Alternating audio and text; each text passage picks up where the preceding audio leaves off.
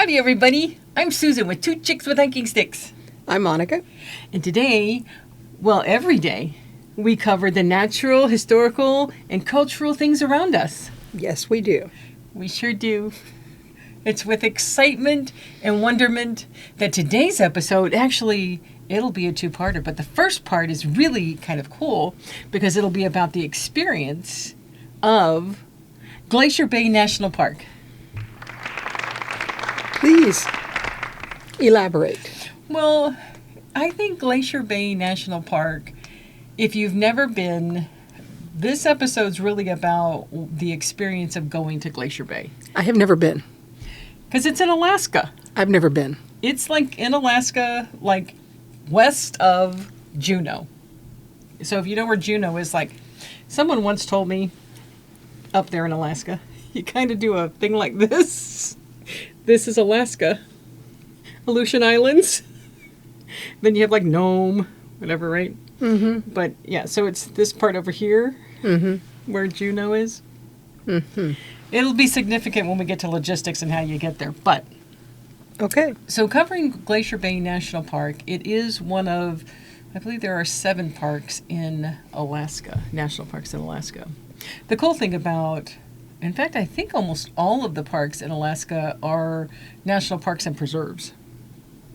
Okay. Preserves or reserves? Preserves. What's the difference? I don't know what a reserve is. Because generally with national parks, you can have like wilderness or you can have preserves. The difference between those is that like the most protected is wilderness. Like you can't have any man-made or any permanent structures on them. Right. On preserves, you're limited in what you can do. But this is significant with Glacier Bay. So I'll talk about that in a second. Okay. So have I piqued your interest? Oh, yes. Have I piqued your interest? That's what's important. So again, Glacier Bay, conk. It was originally a national monument, but that was in 1925. But what's really important is that you have to think about what is Glacier Bay and why did we come to then revere it as we do as this national park. Okay. So way back in the late 1700s, Captain Vancouver, yes, that Vancouver, Captain Vancouver was sailing with some folks. He was with the Royal Navy, and he's like, I'm going to kind of map out the Pacific West coast of basically the United States, right? He's going to map it out, and he came upon Glacier Bay. And he marveled at the fact that Glacier Bay was like just full of ice. It was just full of ice. Don't start with me. He's in Alaska, and he's amazed that it's full of ice. But please, go ahead. 1794, people. 1794. All right. Okay, go ahead. Okay. 1794, he sails with his people, mapping things out, going, whoa, man, this is a whole lot of ice. Lots of ice. By the late 1800s, that ice had receded like 40 miles. Ah, okay. And it was so significant because what it does when glaciers are moving down and moving forward, they have what's called a moraine, which is what you can almost think of that as kind of like this border that, as it's rumbling and tumbling, because, they move, when we say things move at a glacial pace, Right. it's slow, but it's grinding its way inch by inch, right? So as it was grinding and grinding, this moraine kind of becomes the end point of where the glacier is. But then when it started receding because it was melting, it started uncovering all of this ground that had been underneath this glacier, right? Right. And it was from there that the significance of the area was discovered, like, oh, wow, this is pretty pristine. This ecology that's here, we've got to figure out how we're going to save it. And this is why they did it first as a national monument. It wasn't until 1980 that they made it an actual national park, as they did with, I think, most of the other Alaskan national parks. It was 1980 where they made it a park and preserve. That's very recent. Yeah, that's like in our lifetime, right? Mm-hmm. Yeah, so, but at least up until then, it was protected at least as a national monument, but not in the same way as it would be as a park and preserve. Mm-hmm. So anyhow, so that's kind of how this area was discovered, first as a huge ice area, right, glacial place, and then the fact that it had receded.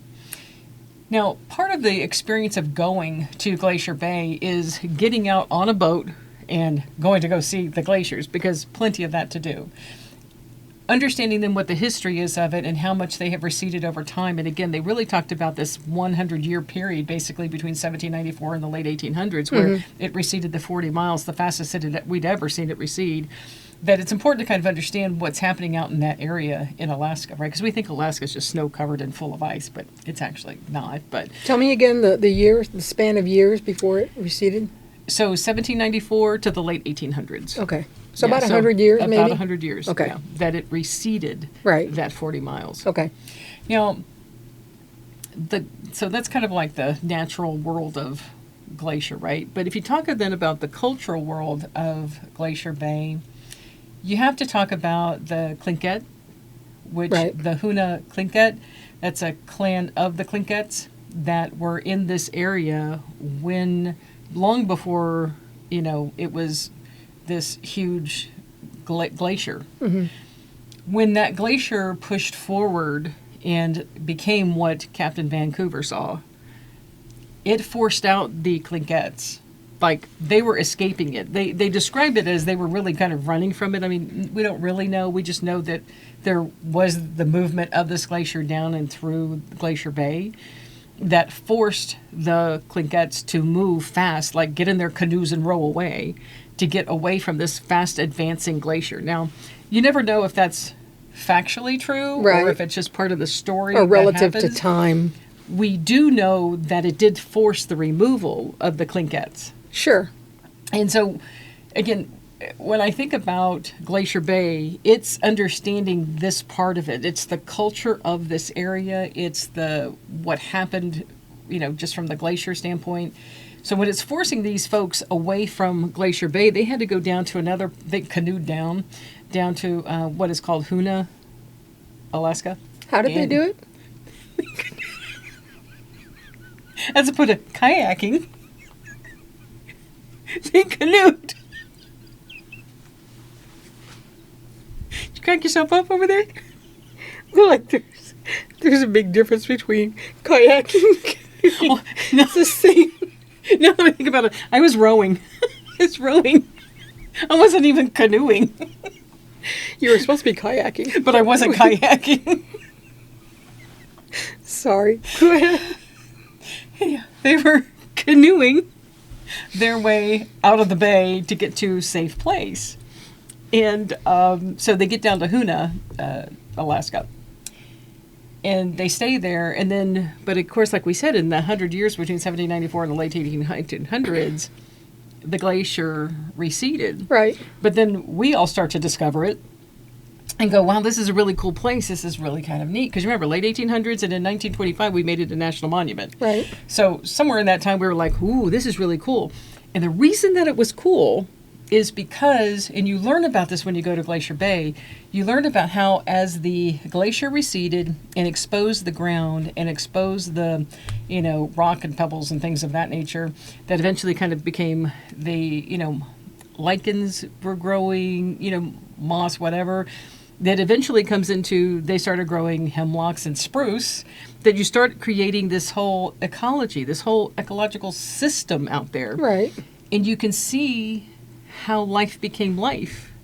Because now when you go to Glacier Bay, you see these huge trees. So like, for instance, at Glacier Bay Lodge, there's a trail you can take, which is Forest Trail, which you walk through. It is almost as if you've ever been to Olympic National Park and been to the Hoh Rainforest, it is very much like that. It is these huge trees, very green, very lush. Just, it's really pretty. Right. Yeah. So in 1925, when they made it a monument, was that already noticeable? Is that why they made it the monument? Because, okay, so it's because they noticed all that. They noticed the significance of these new beginnings of Ecosystems. life Okay. that were starting to spring forward. Okay, spring and we're up. trying to preserve that. Right, because it in today's world, Glacier Bay is one of the most studied habitats because of the ability to see so far back in history from when it was, as ground becomes uncovered because these glaciers melt away, to how the growth happens and eventually you get these like towering hemlocks and spruces. Okay. So, Yeah. Okay, that makes sense. yeah, so it's the folks who were there, the Tlingites, and I want to underscore the history of the Tlingit, because when I went to Glacier Bay, my first time I'd ever been there, when I went there, I'm like, oh, okay, we're going to be here. We're going to see some glaciers. Woo, yay. That's exciting. I mean, it was exciting. Sure. I'm from Texas, so I was like, I never seen no stinking glacier. So I thought that was really what this was going to be about. Right. My world changed because of the Tlingites. So when it became a national monument, of course, then we, the United States, started protecting it. But the Tlingites are like, hey, we want to come back home. This is our ancestral land. Right. But the MTS is like, but this is our land now. And so there's this friction between the two, right? I'm glad to say that they have now partnered to make this an equitable situation for them both. Now, still, the Tlingites can't live exactly how they had lived before, but they still have more of an opportunity at least to come back into their land. And so they are close in that Glacier Bay area. But the thing about when you go to Glacier Bay, no matter, and we'll talk about logistics in part 2, but when you go to Glacier Bay, just keep in mind it is not just about the glaciers. It's about learning about the people who were on this land. And they have the Huna tribal house, I think it's called house, that the MPS worked with their tribal leaders on building and making this a clan house that had not been there in over 250 years. Nice. So that they could represent on this property the Tlingit. Right. And what they were to this area. When I went, every night they had a session down there at the clan house that you could go to, and they had Tlingits there giving you like oral history of that land. Cool. And how the generations have lived there and how they built this house and how just the history of everything. And it was through every one of those sessions that we went to, because we went to 3 sessions in 3 nights. You learn something new and something different, but you come to appreciate what they were bringing to the land. And I felt indebted to them. Like, I really felt indebted to them. Once I left, I'm like, I have kept them on my mind and donating to them. So that's cool. Yeah. Yeah. No, seriously. You know how, again, I bring up Acoma. Yes. These things, you run into people or places or cultures that force you to think about the world and how it was shaped, how our lands were shaped, yes, where people came from, and how it became the way it did, and how they were instrumental in helping us to progress to where we are today. It doesn't seem like it on the face of what you're looking at, but when you dig deep into it, you realize that there was groundwork laid with a lot of these indigenous people that created a stable base for us to continue to build on. Absolutely. And, when I talk about the partnership between the NPS, National Park Service, and the Tlingit, one of the key things is that when the NPS took it over, it's kind of like today, you go to any park, if it's an NPS, like you can't usually hunt or fish or do anything on it. When the NPS, now this is over 3.2 million acres, this park. Wow. Yeah, so it's big. So imagine you were of the Tlingit clan, right? The Huna Tlingit clan. And now the NPS has put a stamp on it and said, this is ours, right? This national monument is ours, ultimately a national park. The things that you had been doing on that land, can no longer do. Right.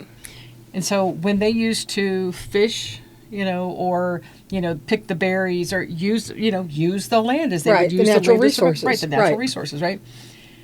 Eventually, in the partnership with the NPS and an understanding of really those folks were the first folks here, they've now opened that up to where they can hunt. There are times that they can fish, that they can pick the berries, they can do that on that land, which is it's never going to be a perfect situation, but that they're allowing for the indigenous folks to live like the indigenous folks had lived before, I thought was pretty cool. It's just the word allowing. I think that kind of grates my nerves. It's like we're giving them permission to do the thing they were already doing before we ever got there. Right, exactly. Yeah, it kind of... It burns my butt. Yeah. But I have a burned butt. It's really too much information, I think, for one podcast. But thank you. I don't know why my head went to that song by Midnight Oil. Burning beds. But that was actually... that was it was a global thing. Yes, it was. They were. Climate change. Yes, climate change and the native people and the indigenous people in Australia, or was it New Zealand? I'm trying to remember the name of the band. Midnight Oil. Midnight Oil. Yeah. Yes, I'm sorry. And beds are burning. That was also about indigenous people, if I'm not mistaken. So yeah, it's a good connection. I knew I had a good feel for it. But not burning butts would be. Hey, at least I didn't sing it. I thought that was pretty good. Beds. Yeah, that is very good. Yeah. So anyhow, the Tlingit and the MPS co-manage fisheries, and they co-work on these wildlife studies because they're trying to work in harmony in this space and share the beauty of it. Because I'll tell you what, it is beautiful. But like I said, when you go to Glacier Bay, you think you're just going to go out on a boat tour, go do glacier watching or whale watching. But really, you're going to learn about who was on this land before and what they mean to the land. And then you see these totem poles within the Huna tribal house. You see these totem poles. And it was so cool because the lady that was there, I think her name was Darlene. I was like, because you know me, I'm the student that stays after class to learn more. And she's probably like, I just want to go home and eat dinner. But actually, she was really kind because she walked us through what these totem poles mean. And I just wish we all could appreciate more about, one, the artistry that goes into making them, two, the expression of things that are in them. It was fascinating. So if you I hope that you take the time when you go to Glacier Bay, that you allow for time to go see and hear and talk about the Tlingits that are there and what they meant to that land. That's pretty awesome. It is pretty awesome. It makes me feel a little convoluted, I guess, sometimes because, I know that, and of course this happened many, many years ago at a time that I think it was admirable for the U.S. to say we have to preserve this because who knows what would have happened. Right. But at the same time, who knows what would have happened. The Tlingits could have continued to maintain their land and take care of it and live off it, and it would have been fine, but perhaps not accessible to people that might want to see it. So it makes me feel very, up in the air about all of it. It does. I know we're protecting it, but who are we protecting it from? Right. Right. Right. The rightful people that should be there, but that it's made available for us in that this is one of the. I mean, and I've, again, been to many national park places. It's one of the places that I thought did a great job in honoring the original folks, the indigenous folks to the land. And it didn't happen overnight. It took time, and I'm sure it took pressure from lots of groups and stuff to say, hey, you can't just lock them out, right? Right. You can't do that. So that they found a way to be able to work that together. I thought that was pretty cool. Now, on Glacier Bay, one thing understanding is that there's not a whole lot of road to drive on. There's not a whole lot. So pretty much you're staying wherever you're staying, maybe driving over to get your boat tour. So you have to think about like around Glacier Bay Lodge, which is where a lot of people talk about Glacier Bay Lodge, because that is where the National Park Service Visitor Center is for Glacier Bay National Park. So you're going to go there at some point probably. And you could also get your Junior Ranger badge. Oh, boy. Notice I don't even wear my Junior Ranger badge anymore because you make fun. I don't make fun. I'm sorry, what do they call that? I laugh at you. There's a difference. Slim difference. Slim. But they do have a Junior Ranger opportunity for you, so you can get one of those. No senior range. No senior ranger. I didn't ask. We just did junior. We just did junior. But they have a small little visitor store, not very big, because it's inside the Glacier Bay Lodge. So just FYI. But you can get that done there, and you can also then, so there are there's not a lot of hiking. There's about 10 miles of hiking or so around that area. But as I said, they have the forest trail, which it comes off of the Glacier Bay Lodge, and you take there's a part of it, maybe a third of it, maybe 2/3 of it, I don't know, that is accessible, kind of like a boardwalk area, but it takes you through, it has a couple of viewing platforms, takes you through this wonderful forest area, Nice. and loops you back around to kind of the beach. So then you kind of come back up the beach, and then you can go back to the lodge if you want. So there's that trail. They also have a trail that goes down by the Tlingit, the Huna tribal house. There is a trail that also goes there. So the Huna tribal house is right off the bay. So there's a trail that goes through there and loops around as well. You can kind of walk the trail, and then you can loop either on the park road, or you can just double back and kind of continue back to the lodge. Cool. So there are a couple of opportunities to do some hiking, but it is not a major hiking destination. But it is definitely worth it to get out there and walk around because it's beautiful. So out of, would you say, how many million acres? 3.2 million acres. How much of that is actually accessible to the common person? Just what's the hiking trails? That's Pretty much. so basically then it's a national park just to preserve. Well, that is a national park and preserve. Right. Because you almost have to think the national park part of it that I think, people will recognize it for is the beauty of the things that are on the water. It's kind of like Kenai Fjords. That's another park, and I'll do a video on that at some point.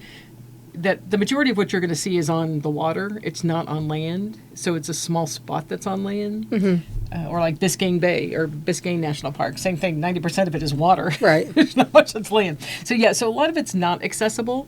But it's like Wrangell St. Elias. That's another. It's the largest national park of the national parks that we have. It's in Alaska, and there's not much of it that is actually accessible.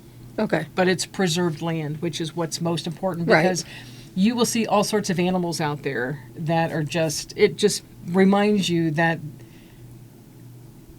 we should not intrude upon them because they're living their lives as animals, doing animal things, and that when we build things or make these permanent structures and stuff, we're limiting their abilities. Sure. So, Yeah. I know. Okay. But anyhow, so Glacier Bay, sure, go for the glaciers, but learn about the Tlingits, learn about what they bring to the area, what they have left in that area, and you'll be much richer in your life for that. I might have to add it to my list. I think everybody should go to Alaska, but I'll talk about getting to Alaska and then getting over there in our next part. So for this part, I think that's about it about the experiences. All right. Well, I mean, it's all really interesting and fascinating, and I personally would love to learn more about totem poles in general. Oh, yeah. I've done a little bit of reading on it, but I don't know a whole lot of specifics, and I know they differ from place to place. So. Oh, yeah, because Yeah, they're telling because of the different cultures, stories. right, Yeah. exactly. The symbolism in them, oh my Yeah. gosh, it's so fascinating. Yes. So yeah, that's exciting. All right, well, then I think that's about it for this. So I guess in the meantime, make sure you go hike your own hike. Well, hike your own hike, but don't forget, But don't forget, like us, share, subscribe to us. subscribe. That's right. You have to like us, subscribe to us, and get notifications. Yes, those three things. It's those three things. We'd appreciate that.